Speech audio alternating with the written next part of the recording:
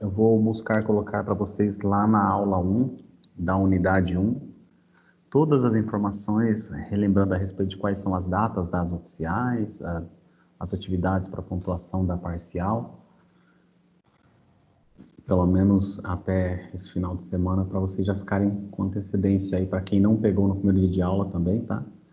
Só relembrando que a aula está sendo gravada, tudo bem, pessoal? Quem quiser participar aí com questão de vídeo, questão de áudio, fiquem bem à vontade. Sendo certo que às vezes eu faço alguma pergunta que eu gostaria muito que houvesse uma resposta de vocês e a participação, tudo bem? Vamos dar continuidade. Professor, Pois não? os pontos do desafio nota máxima, ele tá normal para todas as matérias? Como que ele tá? Porque para a matéria do senhor ele está contabilizando um ponto e para outras matérias ele está com a pontuação maior. Tem um manual no próprio portal de vocês e tem também no meu. Esse manual, ele explica como que funciona cada disciplina. Então, nós temos disciplina HAMI, HAMP, nós temos aquela que a gente costuma chamar de blended. Então, nós temos diferenciados modelos de disciplina e para cada uma delas existe uma forma de pontuação diferenciada também. Para vocês terem noção, aqui no caso, talvez você esteja falando você como uma pessoa que esteja cursando disciplinas desse semestre elevado, porque vamos supor que você esteja cursando uma disciplina de um primeiro semestre, é nível 1, segundo semestre seguintes, nível 2. Então, existem tantos regramentos peculiares para cada situação, que eu aconselho que seja feita a leitura do manual que consta no portal, fica no canto direito, na parte superior da tela, vai estar lá escrito manual no portal de vocês. Dá uma lida lá para vocês acabarem entendendo um pouquinho melhor a respeito disso daí, tá bom? Do porquê que numa disciplina é tal pontuação, porquê que em outra disciplina é outra. Por quê? Porque, por exemplo, a gente está diante de uma disciplina HAMP. Se comparado a uma disciplina HAMI, vai ser diferente a pontuação mesmo, tá? Mas isso aí tudo bem explicado lá no manual. Não é à toa que não é de poucas páginas.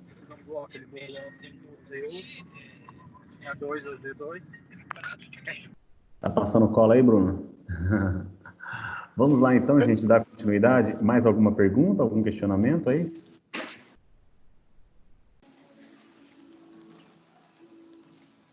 Não? Professor, Pois não. eu acho que a colega quis dizer assim, na matéria do senhor, quando a gente abre o extrato completo, ele aparece a pontuação que nós tiramos no desafio nota máxima. Só que no painel principal, na aba principal, ele está contabilizando outros pontos. O desafio nota máxima ele é considerado uma atividade transversal, então a gente tem que atingir 3.500 pontos. Só que aquelas pessoas que no desafio nota máxima tá com 3.500 pontos e quando abre o extrato completo tá lá constando 3.500 pontos, na tela principal não está computando isso. Eu acho que é isso a dúvida da colega. Ah, tá. Porque é o seguinte, para mim, inclusive, foi passado o material de quem seriam os acadêmicos que teriam atingido os 2.500 pontos que foi colocado para a finalidade de 50% das oficiais. E eu vou ler aqui como que foi colocado.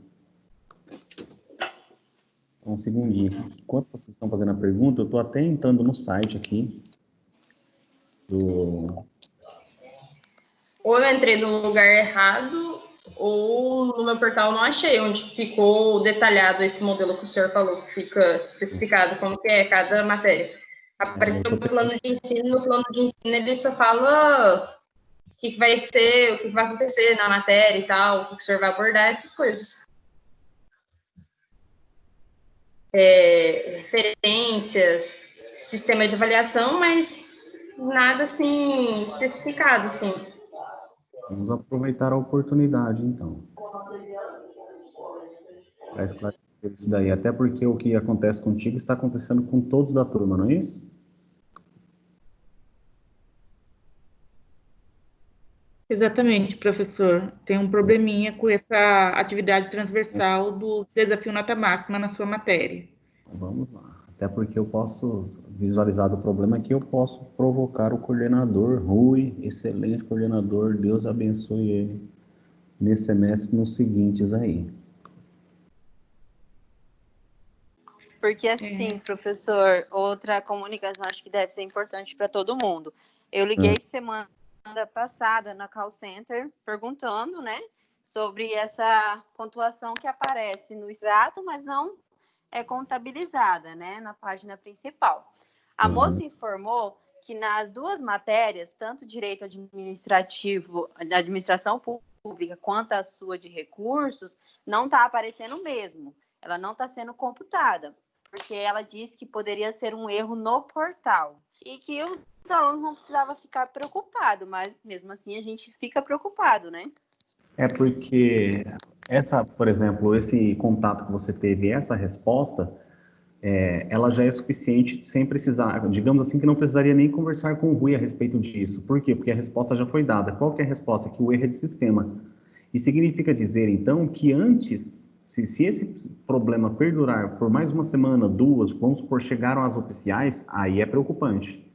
Só que enquanto não chegar vamos supor que chegue daqui uma semana a solução do problema e todo mundo que fez o desafio nota máxima vai ter computado a pontuação, pronto. Na verdade, não existiu problema, né? Porque vocês acadêmicos, vocês cada qual sabem o que está fazendo o desafio, a pontuação particular de cada um. Aqui, nas atividades online, as atividades no AVA, que são os questionamentos que eventualmente existem, dependendo da disciplina, como também o ED, cursos livres, isso tudo é atividade online. Aí tem, aqui só foi colocado que tem 50% oficial, alunos com pontuação igual ou superior. Aqui na atividade online está atividades virtuais e transversais. Olha só, nas atividades online estão as virtuais e as transversais.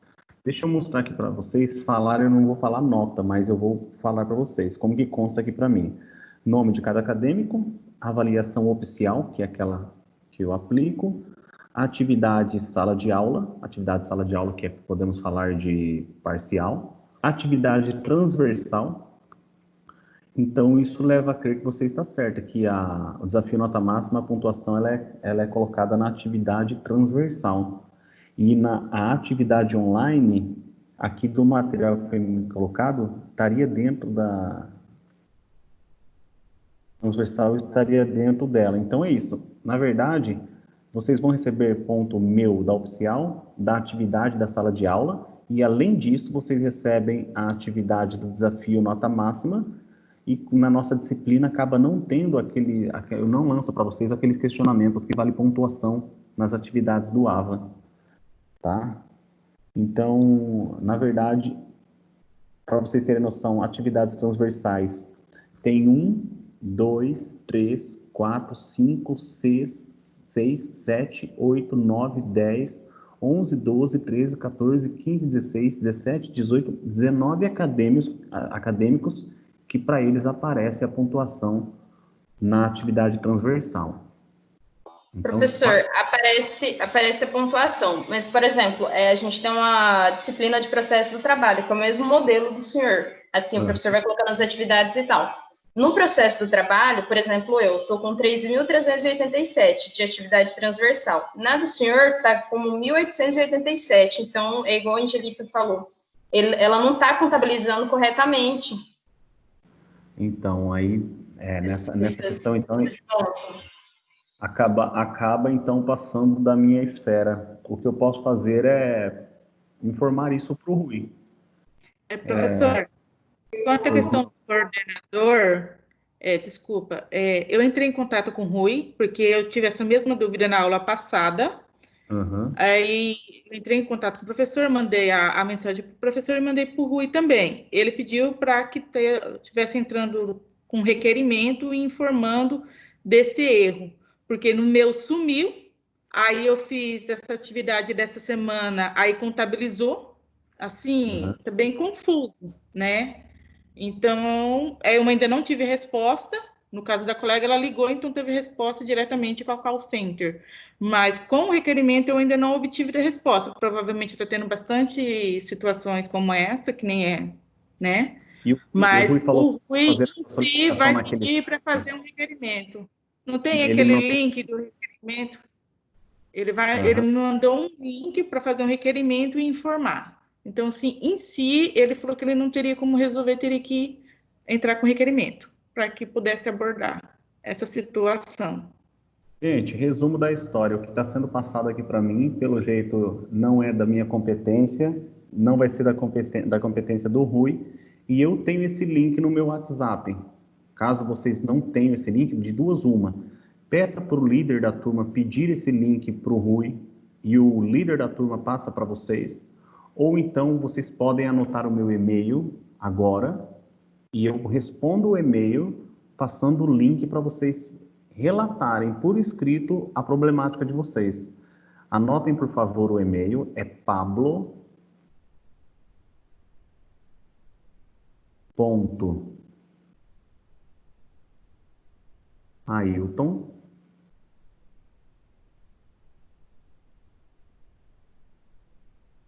pablo.ailton, arroba croton, com N de navio, arroba croton.com.br.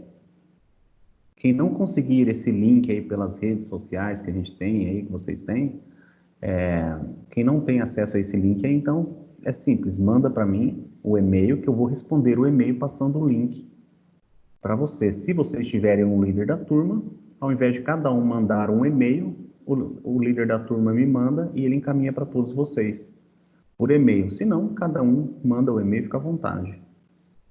Amanhã é feriado, eu vou responder o e-mail de todo mundo.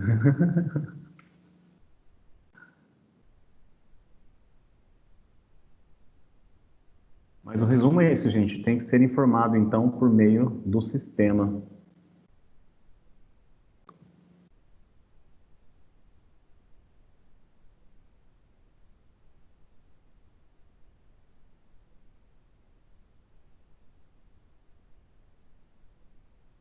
Podemos dar continuidade? Alguém tem mais alguma dúvida?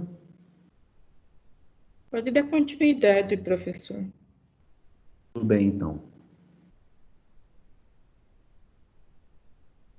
A gente fez a leitura básica do caput do artigo 1029, e o artigo 1029 diz que o recurso extraordinário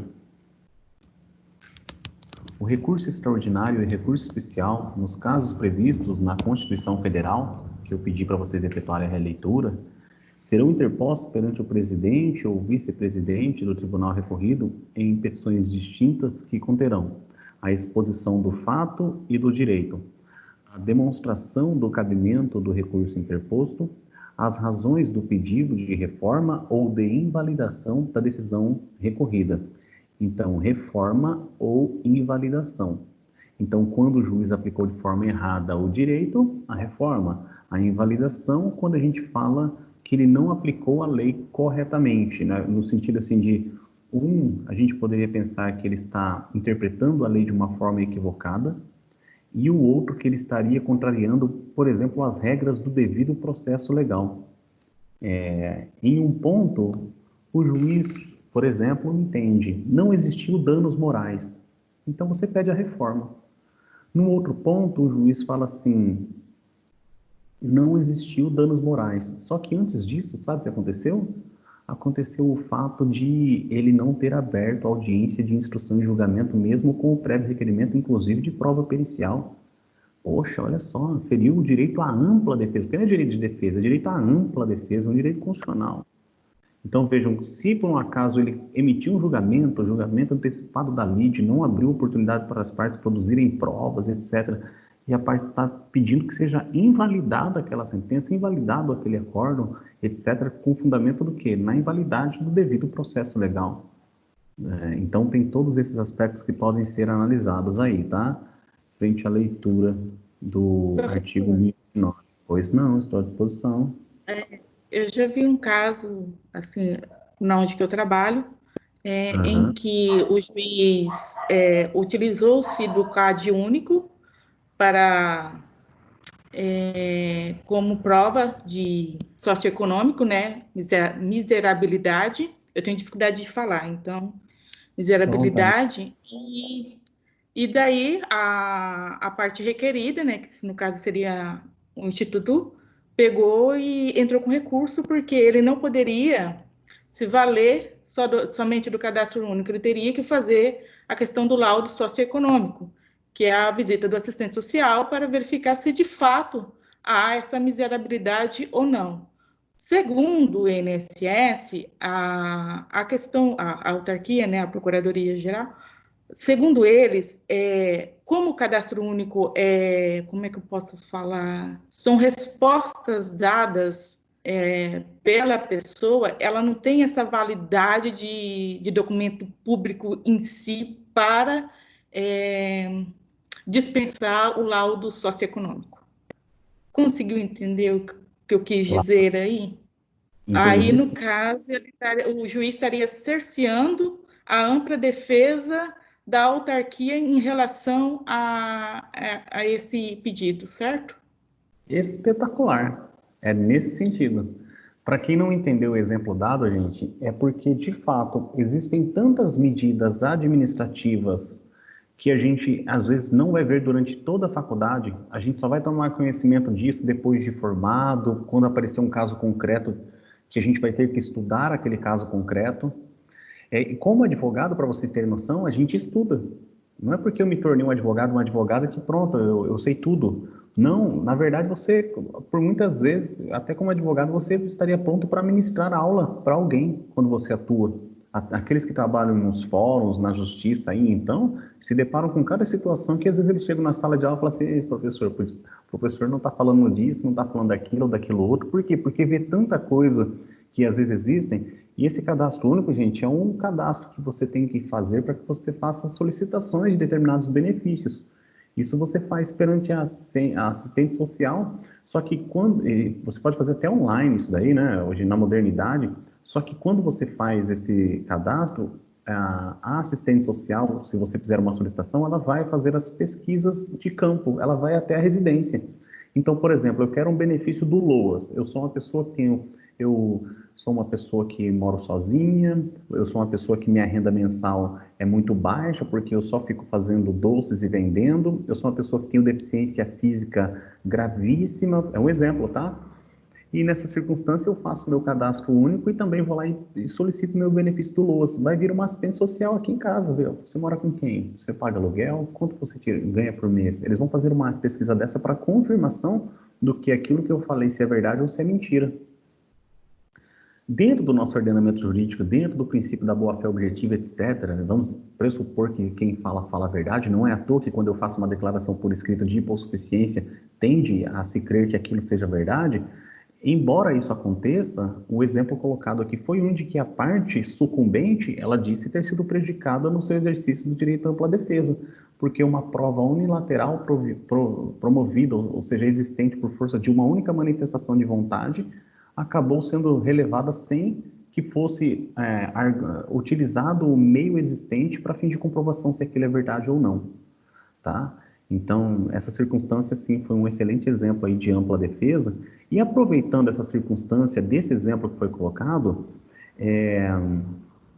vem aqui uma outra pergunta, uma outra colocação. Eu disse que existe aquele princípio da singularidade, que é um recurso só por decisão, e diante de uma circunstância em que a parte ela vai alegar, primeiro, faltou o exercício à ampla defesa, ou seja, é uma norma constitucional. E num outro ponto, ela vai alegar o quê? Houve o desrespeito à lei federal, a qual diz que não seria aplicável o benefício àquela pessoa que está solicitando. Gente, o entendimento que a doutrina e a jurisprudência vem dando é o seguinte: por mais que sejam admitidos os dois recursos frente a uma única decisão, de forma clara, de forma reta e por questões distintas, deve haver o ferimento Ou seja, a palavra-chave até aqui para vocês memorizarem, deve haver a contradição, ou seja, o acórdão, ou seja, aquela decisão que foi objeto do recurso extraordinário ou especial, deve contrariar de forma direta, de forma frontal, tanto uma norma constitucional por um motivo, quanto uma norma que fere a lei federal por outro motivo. Eles querem dizer o seguinte, nesse exemplo que eu acabei colocando aqui de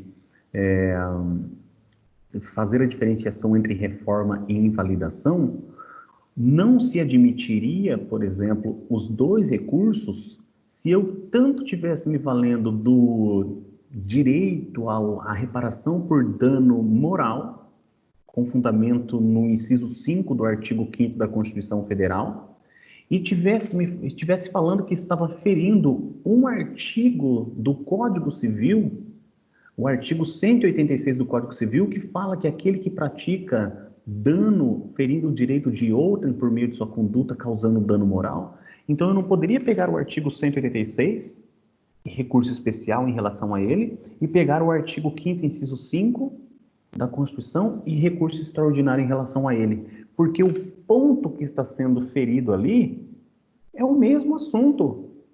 Então, eles dizem que nessa circunstância, eu não vou poder me valer dos dois recursos. Eu vou ter que me valer apenas de um deles. Agora, vamos pegar um outro exemplo. Vamos imaginar que dentro desse processo, olha só, aí vem a questão. Dentro desse processo, eu quis fazer a juntada de um documento de uma psicóloga. Quis fazer a juntada de um documento de um pastor, de um padre, que atendeu a pessoa que alega estar tendo dano moral. E acontece que o juiz ele negou a juntada desse documento. Ele negou a juntada desse documento, falando que já tinha passado a fase da petição inicial, que já tinha passado a fase da contestação, vai depender de quem é a parte que está juntando, né? Nesse caso, vamos imaginar que esse documento deveria ter sido juntado junto com a peça inicial e ocorreu a preclusão temporal e o juiz foi lá e negou a juntada desse documento. Acontece que o advogado alega que essa consulta com o pastor, com o padre, com o psicólogo, ocorreu posteriormente à peça inicial e que o juiz deveria ter autorizado a juntada e que, com fundamento nessa prova, ficaria de forma clara como a luz solar que houve, sim, o dano moral. Estava clara a situação do cliente dele, etc, etc. Gente, então vejam, se chegar do momento do acórdão, o advogado ele fala, eu vou entrar com recurso extraordinário porque o juiz não deixou juntar essa prova, ferindo o direito à ampla defesa, e vou entrar com recurso especial dizendo que houve sim dano moral e que a lei garante o direito à indenização, à reparação civil quando ocorre o dano moral. E o juiz vai ter que reformar. Então vejam, no recurso especial eu peço a reforma, no recurso extraordinário, por exemplo, eu peço a invalidação.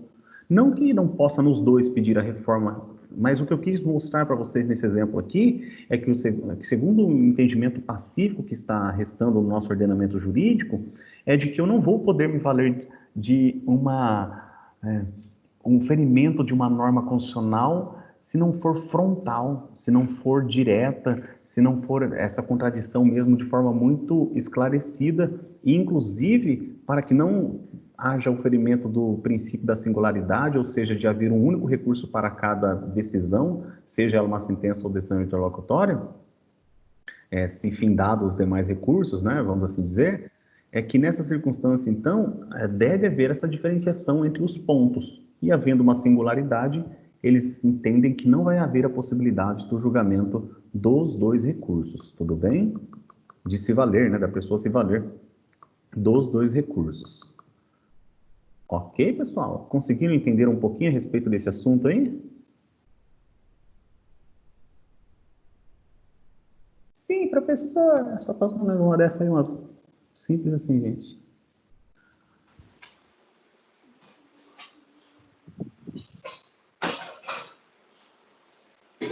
Ok. Onde aqui?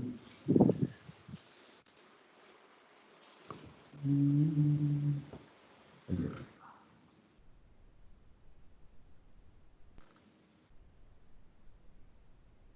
Vamos então aproveitar, estamos fazendo a leitura do artigo 1029 do CPC, lemos aqui o caput, lemos os 3 incisos e de forma rápida vamos aqui para o parágrafo 1º. Quando o recurso... Gente, estou lendo aqui o parágrafo 1º do artigo 1029 do Código de Processo Civil. Quando o recurso fundar-se em dissídio jurisprudencial, o recorrente fará a prova de divergência com a certidão, cópia ou citação do repositório de jurisprudência oficial ou credenciado, inclusive em mídia eletrônica, em que houver sido publicado o acórdão divergente, ou ainda com a reprodução de julgado disponível na rede mundial de computadores. O que os advogados fazem? É isso daqui, gente. Olha só. Ou ainda com reprodução de julgado disponível na rede mundial de computadores. O que acontece, gente? Vou dizer para vocês, não vou cobrar isso na avaliação, é claro, mas as pessoas às vezes não aprendem a fazer citação de uma jurisprudência. Então é muito interessante, busque na internet um julgamento de um recurso especial e clique no link para você ler todo o acórdão do recurso especial. E lá você vai ver que o próprio recurso especial, ele vai fazer citação de outros julgamentos do STJ. Se você entrar no recurso extraordinário, o próprio recurso extraordinário vai acabar fazendo citações de outros recursos extraordinários. E você vai ver lá como que eles fazem a citação desse acórdão. Porque, veja, aqui o legislador, ele abriu uma possibilidade. Olha, primeiro ele vai colocar, fará com prova de divergência com uma certidão. Certidão, você tem que pedir a solicitação de expedição de uma certidão, cópia ou citação de repositório de jurisprudência no órgão oficial ou credenciado. Gente, é uma burocracia que, na verdade, tudo isso foi substituído ou ainda com a reprodução do julgado disponível na rede mundial dos computadores. Isso aqui, um advogado recém-formado que tem acesso à internet, ele consegue isso daqui. Só que ele vai ter que saber fazer o quê? Esse advogado recém-formado, ele vai ter que saber fazer a citação correta.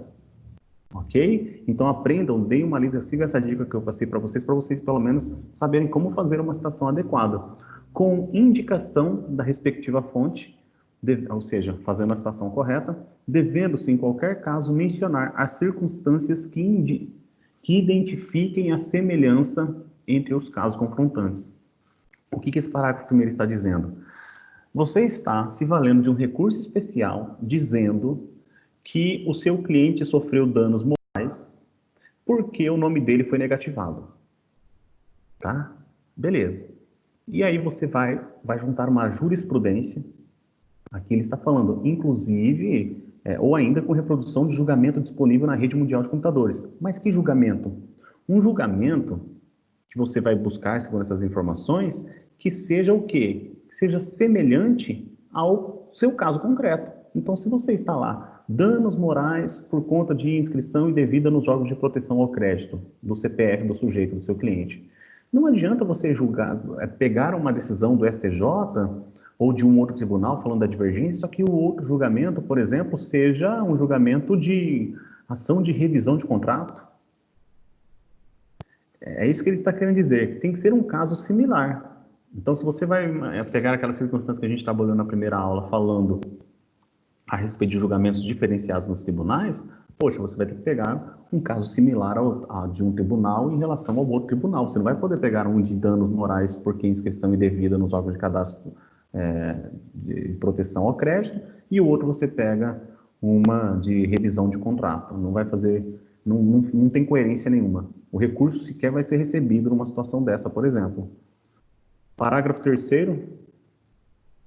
O Supremo Tribunal Federal ou Superior Tribunal de Justiça poderá desconsiderar vício formal de recurso tempestivo ou determinar sua correção desde que não o repute grave. Gente, o que o novo CPC, eu falo novo, né, 2015, mas é novo, né, pegando o outro que era de 73, o que o novo CPC, ele colocou a materialidade na frente da formalidade.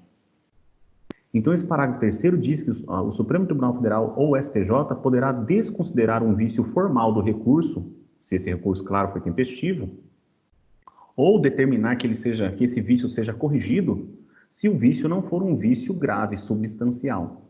Então, isso aqui é uma forma de mostrar, não vamos colocar a formalidade em cima do direito positivo, do direito material. Não vamos dar a formalização, a formalidade, a importância que se sobrepõe à materialização do direito de alguém. Isso aí seria um desincentivo à luta pela justiça, né? O acesso à justiça, de fato, ele propõe isso. E esse parágrafo terceiro, de forma plausível, fez essa previsão. Parágrafo 4º, quando, por ocasião do processamento do incidente de resolução de demandas repetitivas, a gente volta a tratar isso no momento oportuno, a gente volta a falar a respeito disso. Esse é o tema de objeto de aula própria. O pedido de concessão de efeito suspensivo em recurso extraordinário ou recurso especial poderá ser formulado por requerimento dirigido. Aqui é um ponto também de possibilidade de solicitação de que seja conferido o efeito suspensivo, os efeitos suspensivos aos recursos, tá? Tanto o extraordinário quanto ao recurso especial. Não vamos nos ater às formalidades, eu peço que vocês façam a leitura depois desses artigos. Vem o artigo agora 1030 e diz o seguinte: recebida a petição do recurso pela Secretaria do Tribunal, o recorrido será intimado para apresentar contrarrazões no prazo de 15 dias, findo o qual os autos serão conclusos ao presidente ou ao vice-presidente do tribunal recorrido, que deverá. Então, vejam só, gente, eu disse para vocês, há algum tempo atrás nas nossas aulas, que a regra era a seguinte: quem faz o juízo de admissibilidade? O órgão ad quem. Também cheguei a comentar para vocês que, inclusive, quando da entrada em vigor, na verdade, quando da publicação até a entrada em vigor do Código de Processo Civil, um novo projeto de lei foi aprovado, mudando essa regra em relação ao STJ e em relação ao STF. Porque esses tribunais entenderam que se eles passassem a ter a competência como juízo ad quem no recurso extraordinário e especial a serem responsáveis para fazer o juízo de admissibilidade, eles, no final das contas, parariam de trabalhar no julgamento dos processos, apenas ficando ali preocupados com o juízo de admissibilidade dos recursos. E vejam só, a redação dada pela Lei 13.256 de 2016. O legal, gente, deixa eu clicar aqui, só para vocês terem noção, quando que essa lei foi publicada.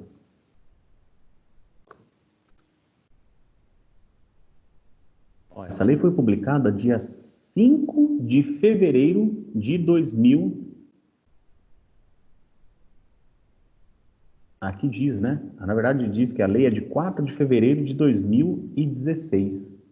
Ó, veja, uma lei de 4 de fevereiro de 2016. Agora, de forma rápida, gente.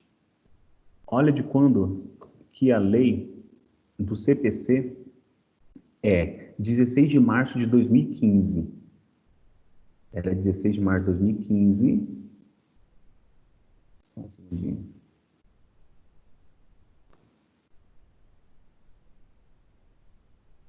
Só que o artigo 1046 dessa lei do Código de Processo Civil, que é a Lei 13.105, ela diz no artigo 1045 assim: este código entra em vigor após decorrido um ano. Então, veja, foi publicado no dia 16, na verdade foi publicado no dia 17 de março de 2015, então a gente vai entender que apenas em março de 2016 que entra em vigor. E em fevereiro de 2016, uma nova lei surgiu. Essa lei que surgiu alterou a competência para ser feito o juízo de admissibilidade do recurso especial e do recurso extraordinário. Conforme eu disse para vocês, voltando aqui à leitura do artigo 1030, só um segundo que eu vou ter que abrir a porta aqui.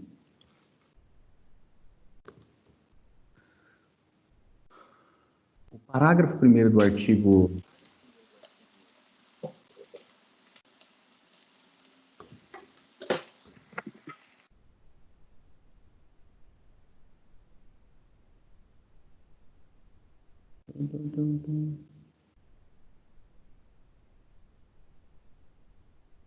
Na verdade, estava no caput mesmo, né?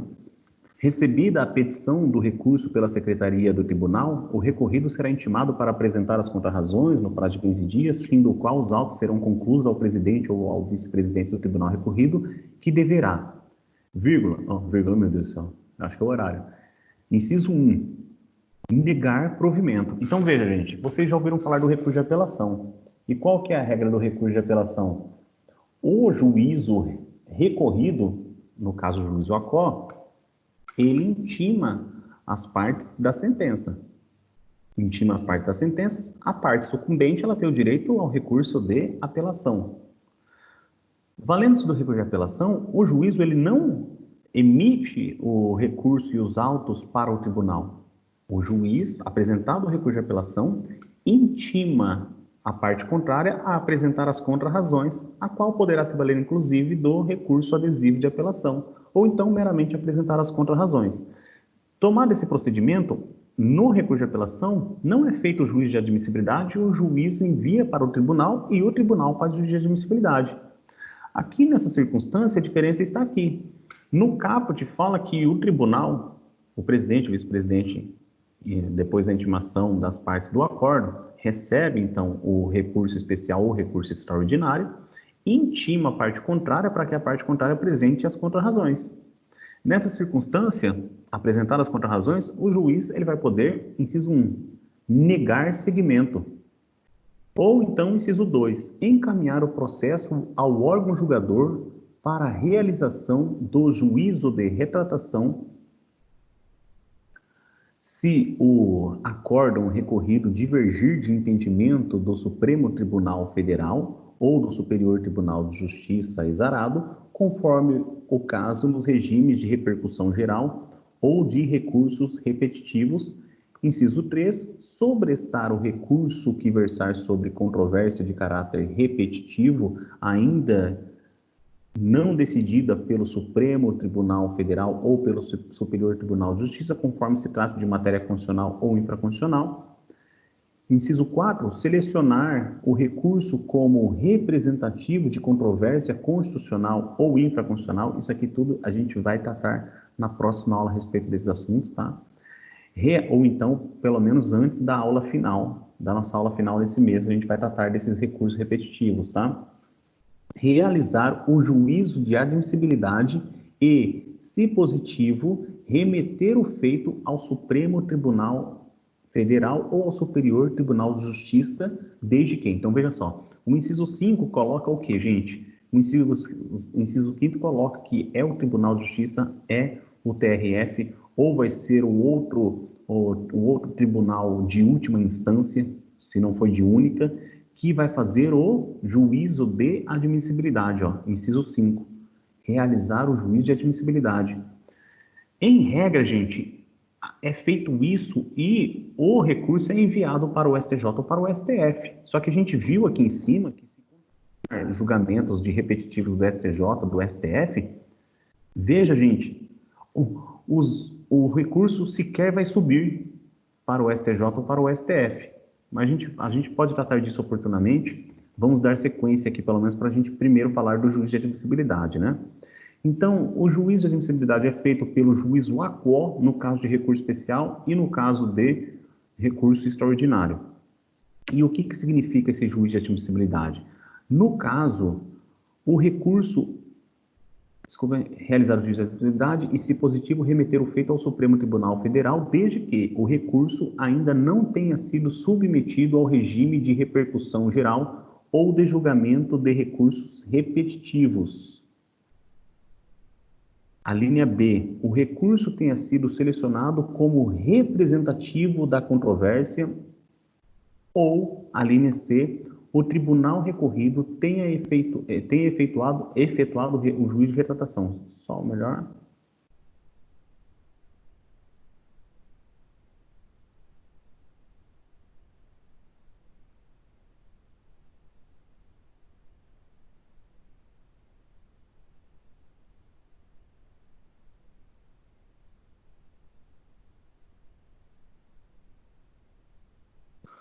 Aqui, só relembrando aqui, pessoal, um pouquinho da linha A,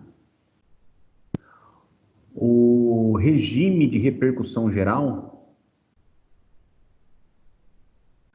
ele não é de competência de análise pelo tribunal.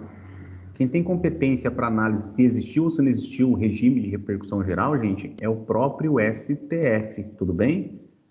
E parágrafo 1º, da decisão de inadmissibilidade proferida com fundamento no inciso 5, caberá agravo ao Tribunal Superior, nos termos do artigo 1042, que a gente ainda vai ler oportunamente. Então, veja só, aqui nós estamos falando do recurso de agravo. Então, um recurso de agravo que vai caber em face de um recurso especial ou em face de um recurso extraordinário. Veja, gente, olha o nome do recurso. Recurso de agravo. É isso. Professor, o que é um recurso de agravo? O senhor não está confundindo, não é agravo de instrumento? Gente, o nome dado aqui ó, é recurso de agravo. Então, cabe o recurso de agravo em recurso especial e cabe recurso de agravo em recurso extraordinário. Quando? Olha o exemplo aqui, ó, da decisão de inadmissibilidade proferida com fundamento nos incisos 5 do artigo 1030 do Código de Processo Civil. Tá? Então, se negado com um dos fundamentos do inciso 5, vai caber o recurso de agravo. E esse recurso de agravo tanto pode ser em relação ao recurso especial, como pode ser também em relação ao recurso extraordinário. Parágrafo 2º. Da decisão proferida com fundamento nos incisos 1 e 3, caberá agravo interno nos termos do artigo 1021 do CPC. Então, vamos lá. Incisos 1 e 3, vamos para a releitura. O inciso 1 diz: recebida a petição do recurso pela Secretaria do Tribunal, o recorrido será intimado para apresentar as contrarrazões, fim do qual os autos serão conclusos ao presidente ou ao vice do tribunal recorrido, que deverá, inciso 1, negar provimento. E aí pulamos, vamos para o inciso 3. Sobrestar o recurso que versar sobre controvérsia de caráter repetitivo, ainda que não decidida pelo Supremo Tribunal Federal ou pelo Superior Tribunal de Justiça, conforme se trate de matéria constitucional ou infraconstitucional. Ou seja, o recurso de duas uma, ou teve negado o segmento, ou então foi sobrestado. Quando houver uma decisão lá no tribunal, depois de enviado para o presidente disser, vou sobrestar, ou então o presidente disser, vou negar seguimento, nessas circunstâncias, claro, das alíneas dos incisos 1, a linha A e a linha B, vai caber o recurso de agravo interno. Ok?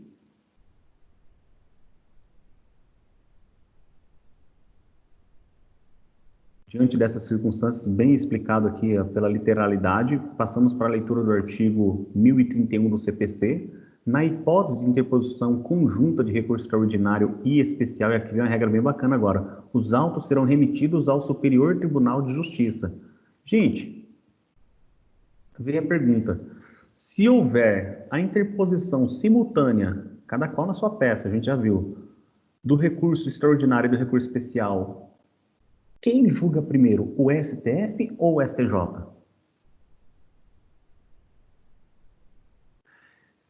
A partir da leitura do artigo 1031, a gente vai ver que a regra é de que o STJ tem o dever de julgar primeiro o recurso especial para que depois desse julgamento seja remetido o recurso extraordinário para o STF. Todavia, se chegado no STJ houver um entendimento que há necessidade de primeiro ser julgado no STF, no STJ os autos são encaminhados para o recurso extraordinário é encaminhado para julgamento no STF para somente depois ser julgado no STJ. E essa decisão lá no STJ, inclusive, não cabe recurso contra ela. Só que chegado no STF e o STF, lá no STF, for decidido que não, negativo, não há essa situação, vai julgar você mesmo primeiro, o STJ. Uma vez decidido isso lá no STF, também não cabe recurso e volta para o recurso especial ser julgado primeiro que o recurso extraordinário. Então, havendo recursos simultâneos, qual que é a regra? primeiro será julgado o recurso especial. Só depois de julgado o recurso especial é que haverá o julgamento pelo STF do recurso extraordinário, sendo certo que existe uma hipótese de exceção, da qual não cabe recurso, e indo o recurso extraordinário primeiro para julgamento do que o STF, do que o recurso especial, pode ser que haja também a decisão do próprio STF para que seja devolvido.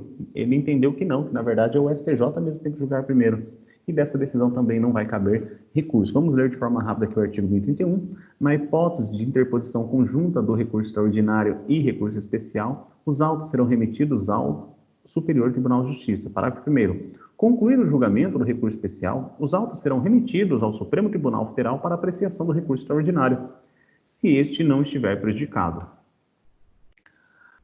Parágrafo 2º. Se o relator do recurso especial considerar prejudicial o recurso extraordinário, em decisão irrecorrível, sobrestará o julgamento e remeterá os autos ao Supremo Tribunal Federal. Então vejam, se o relator do recurso especial considerar prejudicial o recurso extraordinário, gente, o que é prejudicial?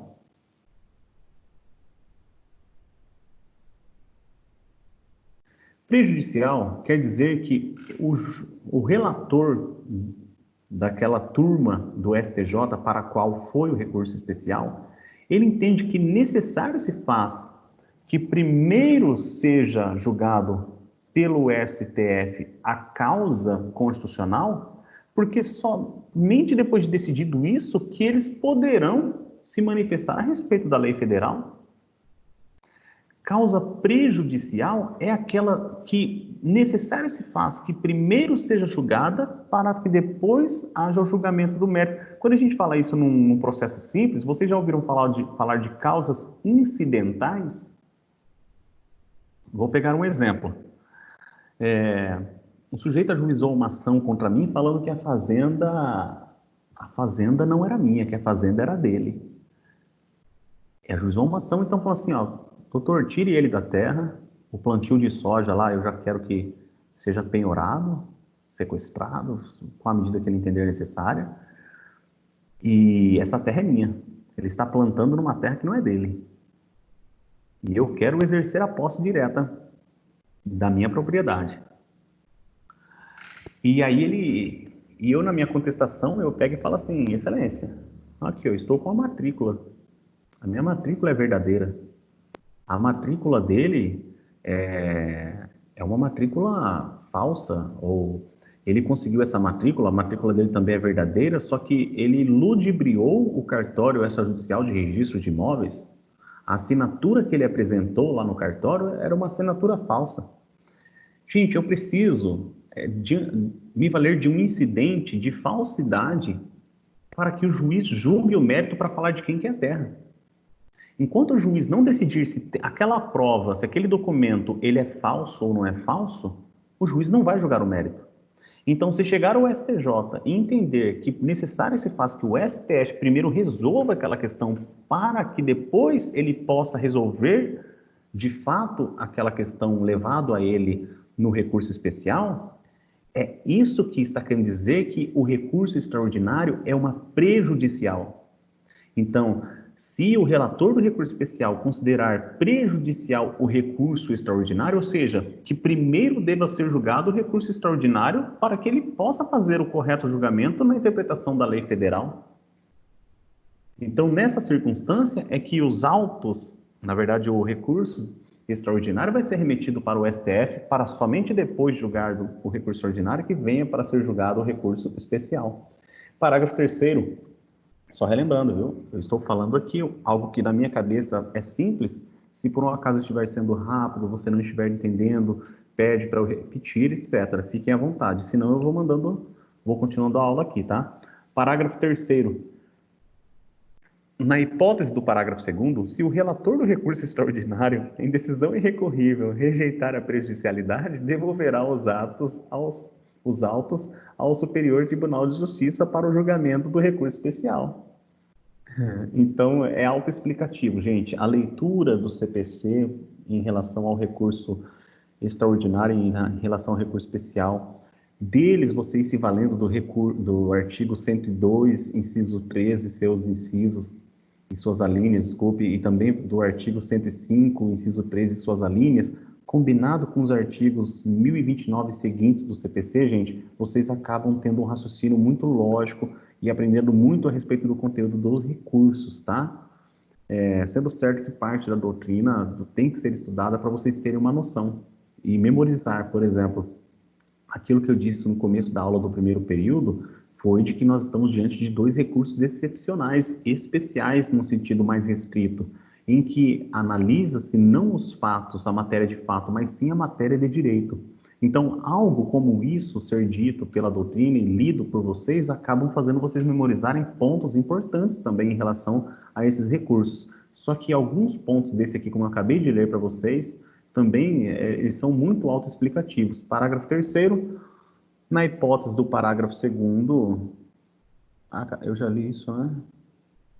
Vamos então para o artigo 1032 do Código de Processo Civil. E antes de eu continuar a leitura do 1032, eu pauso um pouco, pessoal, para fazer uma pergunta aí, na verdade, para me colocar à disposição, vocês façam alguma pergunta, que dúvida que ficou, fiquem à vontade, porque parece que ninguém está ficando com dúvida de nada.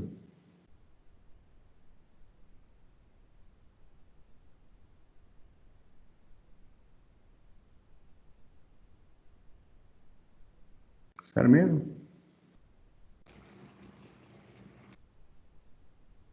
Bacana mesmo, tranquilo? Então eu vou continuar a leitura aqui, gente. Pode seguir. Então vamos lá, então. Vamos lá. Eu vou continuar a sequência aqui do artigo 1032 do CPC, mas uma coisa assim que eu deveria ter comentado até antes de dar a sequência na leitura, gente, é que coisas importantes como pressupostos, né, recursais desses recursos é a questão do pré-questionamento, e isso em relação tanto à norma maior, à Constituição, às normas constitucionais, como também na questão da lei federal. E o pré-questionamento, o que significa dizer? Significa dizer que quando eu sou o advogado da parte requerente, ou seja, quando eu sou o advogado, a advogada, você é a advogada que faz ali a peça inicial, na peça inicial você já tem que falar. É interessante isso, né? Houve a prática do ato ilícito, se não foi uma relação contratual, né? Se for uma relação extracontratual, houve a prática do ato ilícito, o artigo tal do Código Civil assegura, o artigo tal do Código Civil diz que isso é um ato ilícito, o artigo tal do Código de Defesa do Consumidor diz que isso é um ato ilícito, o artigo tal do... Seja qual for o ponto, vocês especificam, e há o dever de indenização com fundamento no artigo tal. Você vai citar a norma constitucional, como que é a fundamentação de uma peça? Você começa com a norma constitucional, depois a norma constitucional, a norma federal, depois disso você vai se valer do entendimento da doutrina, eu sou no sentido de que, na verdade, você deve se valer do entendimento jurisprudencial primeiro e depois doutrinário, mas a prática é assim, primeiro norma constitucional, depois doutrina, na verdade eles falam até doutrina primeiro, né? Mas eu primeiro coloco a letra da lei mesmo, a letra, e começo pela lei federal, coloco a lei, que é a lei infraconstitucional, normas da doutrina e jurisprudência, a fundamentação jurídica ficou bacana. E a jurisprudência, aí sim você segue a sistemática da norma da jurisprudência do STF, depois do STJ e do Tribunal do Estado para o qual você está se valendo, exceto se não existir no Tribunal do Estado que você está se valendo. Então, o que é Tribunal do Estado? Você vai lá, gente, entra no TJMT, vai em jurisprudência, e você coloca lá as palavras que você acha no próprio tribunal do Mato Grosso, por exemplo, a respeito do assunto que você está despendendo para o seu cliente. Bom, eu estou comentando a respeito disso, mas falando assim, lá na peça inicial, você já colocou qual que é o artigo da Constituição, qual que é o artigo da lei federal, que você está de qual artigo você está se valendo para a pretensão do interesse do seu cliente. A sentença foi contrária à defesa ao interesse do seu cliente, você no recurso de apelação, também no recurso num agravo de instrumento, num agravo do recurso especial, do extraordinário, o que for, lá você coloca de novo, o direito existe com fundamento no artigo tal, o qual está coadunando com tal consequência a reparação disso, tal, pelo fato que a parte ré causou no requerente. Você sempre vai colocando pontos. Qual que é o ponto da lei que está sendo ferido? Qual é o ponto da lei que coloca a pena? Qual foi o caso concreto que causou o dano ao seu cliente? Você sempre vai especificando isso de forma clara na peça inicial, no recurso. E chegado uma vez o recurso, tem até já pacificado pela própria lei do Código de Processo Civil, mas para vocês terem noção dessa questão do pré-questionamento que eu estou comentando com vocês aqui agora, antigamente os tribunais eles passaram até a entender que se você não colocou lá o tópico do pré-questionamento, você corria o risco de não ter recebido recurso especial, recurso extraordinário. Você teria que criar um tópico do pré-questionamento. Eu já vi peças de petição inicial, o cara já coloca do pré-questionamento. Hoje, isso aí é entendimento do STJ, e hoje, do STF, e também hoje não era do STJ, era só do STF. E hoje é também da própria lei, no sentido de que você não precisa expressamente colocar dos artigos pré-questionados. Não, mas você deve especificar de forma clara, lembra daquela forma reta, daquela forma objetiva, qual que é o artigo que você busca o interesse do seu cliente, em qual artigo você coloca a fundamentação da sua tese jurídica. Entenderam? Então, esse pré-questionamento é esse que incumbe em quem? Quem vai reconhecer se foi pré-questionado ou se não foi pré-questionado vai ser o tribunal. Então, se houve pré-questionamento, quem que vai analisar isso? O juiz, o ACO, que vai ser o presidente ou o vice-presidente ali do Tribunal de Justiça ou do TRF. Eles vão analisar se houve o pré-questionamento ou não. Só que, veja, você não precisa de forma expressa colocar o tópico do pré-questionamento, mas você tem que ter se valido e criar algumas frases de impacto ali na sua peça, seja na petição inicial, seja na contestação, seja no recurso, seja nas contrarrazões, seja nas contrarrazões de qual recurso que for necessário depois do primeiro grau. Entenderam? O pré-questionamento ele não precisa ser especificado em tópico próprio, mas ele deve ser de forma clara, de forma reta. E a questão, gente, que a gente vai ter que saber diferenciar o que é um pré-questionamento até do que é uma repercussão geral. Porque mais um elemento, para recurso especial, eu não preciso de repercussão geral, eu preciso do pré-questionamento. Não faz sentido eu ir para um recurso extraordinário, mudando de assunto agora, e eu não ter arguido a lei constitucional na minha peça inicial, na minha contestação, no meu recurso, nas minhas contrarrazões. Não faz sentido. Eu também tenho que ter trabalhado com a minha tese dentro do direito constitucional ao longo do processo. Só que quando a gente fala do recurso extraordinário, também vai ser necessário que haja uma repercussão geral daquela discussão a ser tratada. Recentemente aqui, muitas pessoas tentaram se valer, professor, eu vou conseguir o abatimento do ICMS da minha conta de energia? Gente, recurso que deu repercussão geral no STF, necessário recurso extraordinário lá para o STF decidir, porque muitas pessoas estavam ajuizando uma ação pedindo a restituição do ICMS no recurso da conta de energia que vinha sendo cobrada, e essas pessoas, muitas ganhando e muitos recursos de todas as partes, e virou entre aspas, um lobby, assim como tinha virado as ações num passado recente, aí 2010 para cá, das ações de revisão de contratos de financiamento de veículos. Então, veja, quando ganha uma repercussão geral nesse aspecto, gente, acaba então o STJ, o STF, nessa circunstância, né, que quando fala repercussão geral, é um elemento a mais, também um pressuposto a mais, só que agora em relação ao recurso extraordinário, também ganha peso.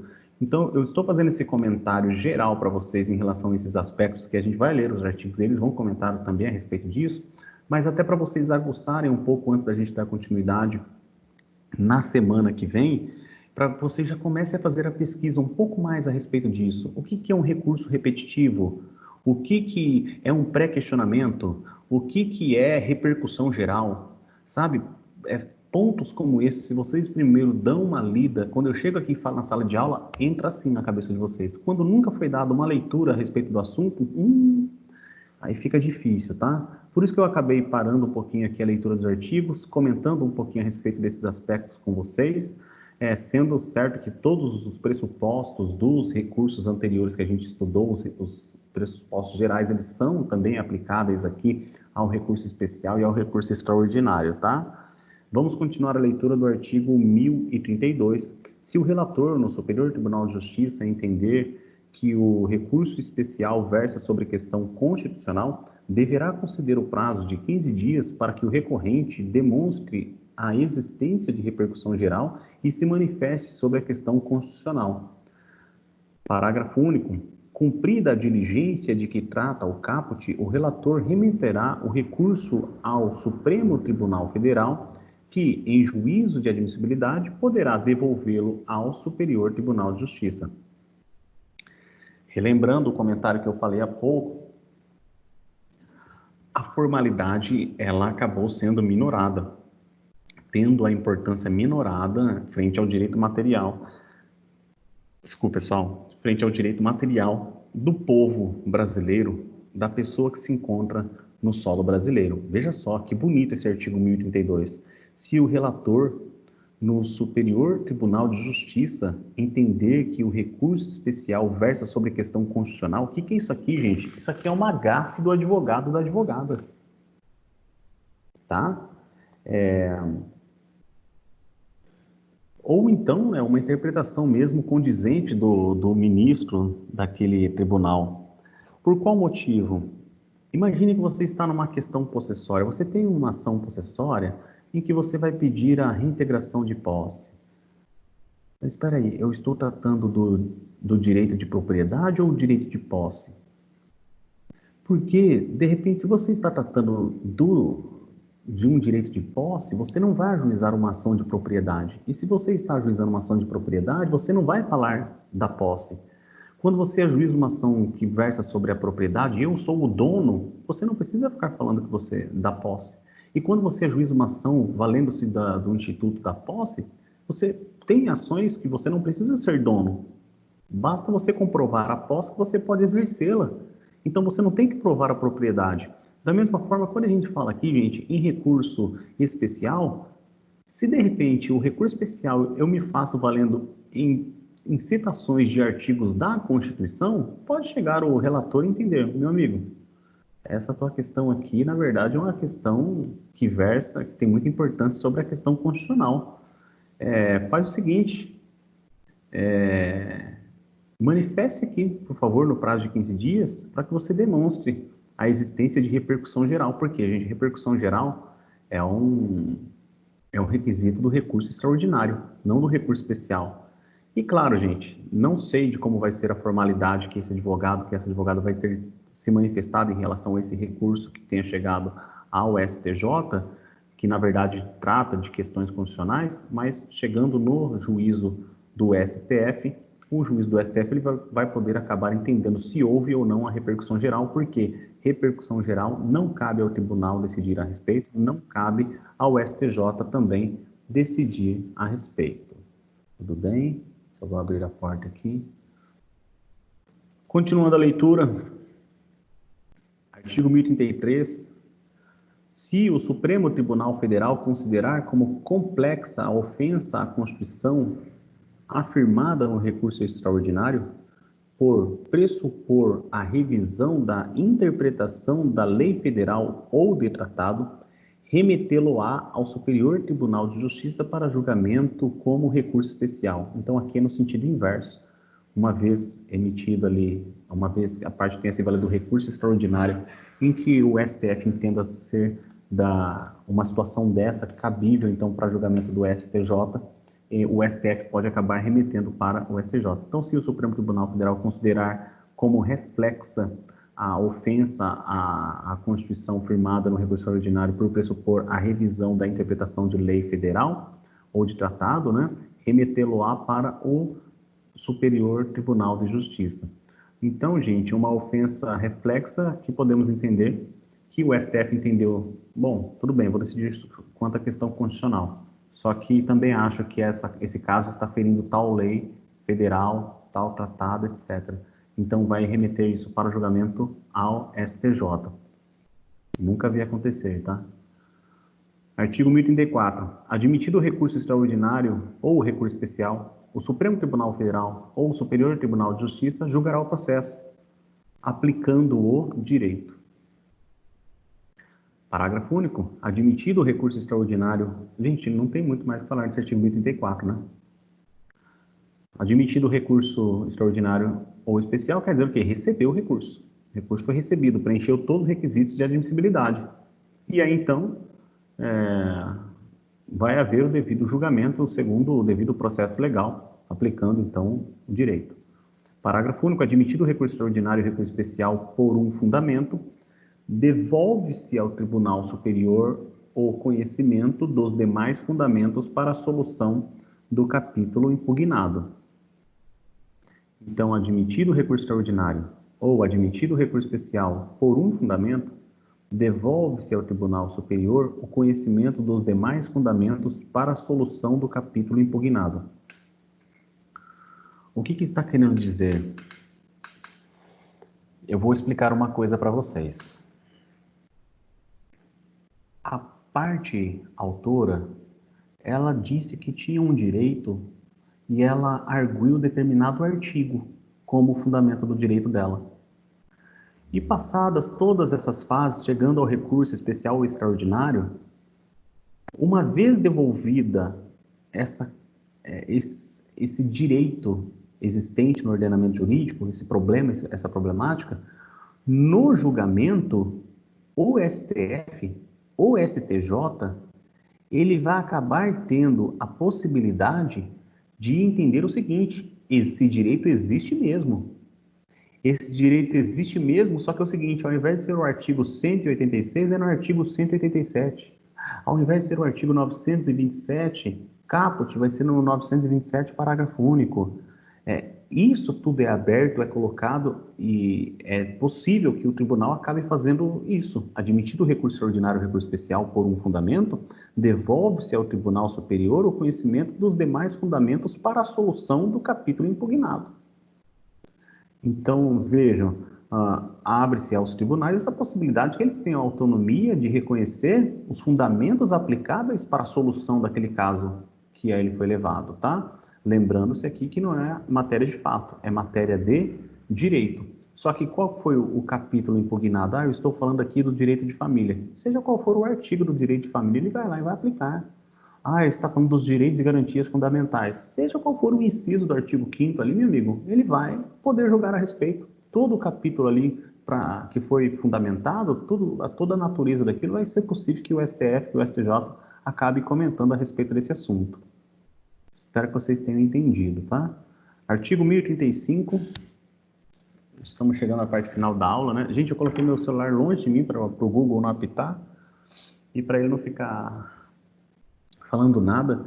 Eu sei que o meu relógio aqui do computador ele é mais adiantado. Aqui no meu está dando 9h59. Alguém pode me passar o horário aí? 9h55 aqui. 57. 9h57. Tá, Dentro do... Tá, eu vou fazer o seguinte, eu quero colocar para vocês, eu vou colocar no portal para vocês todas as atividades que eu vou ver para parcial, essas coisas todas, vou deixar na unidade 1, capítulo 1. Só que eu já quero que vocês pesquisem, por favor, o que é recurso repetitivo. Eu quero que vocês pesquisem pontos a respeito da repercussão geral. Eu quero que vocês pesquisem a respeito de questionamento. Quando eu falo pesquisar, gente, é pesquisar, ler o artigo mesmo, procurar notícias do STF, do STJ. Pode repetir, professora, que estou anotando. Tá, repercussão geral, recurso repetitivo e pré-questionamento.